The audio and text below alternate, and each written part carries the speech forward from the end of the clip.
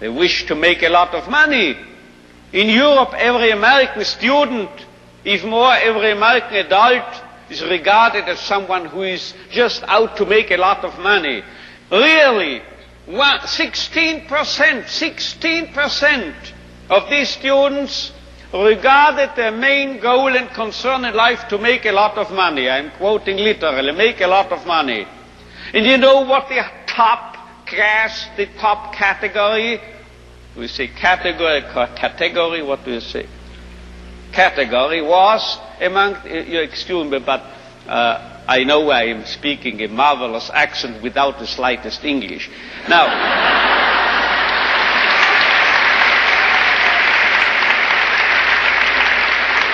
you know what the top category was? 78% of these American youngsters were concerned, as they expressed it themselves, with finding a meaning and purpose in their lives. So this is a realistic view on man. And you know, you won't believe it, gray hair, my age, I started taking flying lessons recently. Do you know what my flying instructor told me? If you are starting here, wish to get here, say east, heading for this, and you have a crosswind, you will drift and you will land here. So you have to do what we pilots call crabbing, he told me, C-R-A-B, crabbing. You have to head for north of this airfield, and you have to fly that way, you see, as if you headed in this direction. If you are heading here above this airfield, then you will actually land here. But if you head for here, you are landing here. This holds also for man, I would say. If we take man as he really is, we make him worse. But if we overestimate him,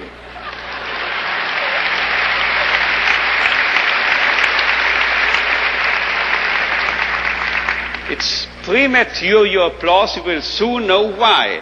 If we seem to be idealists and are overrating man, and looking at him that high, here above, you know what happens? We promote him to what he really can be.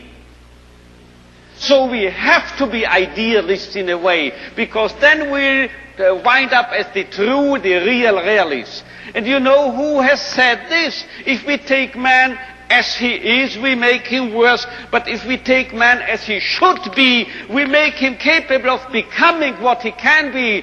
This was not my flight instructor, this was not me, this was Goethe. He said this verbally.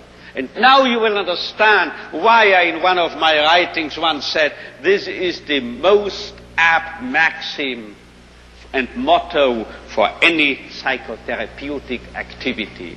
So if you don't recognize a young man's will to meaning, man's search for meaning, you make him worse, you make him dull, you make him frustrated, you still add and contribute to his frustration. While if you presuppose in this man, even in this so-called criminal or juvenile delinquent or drug abuse and so forth, there must be a what we call spark, a spark of search for meaning.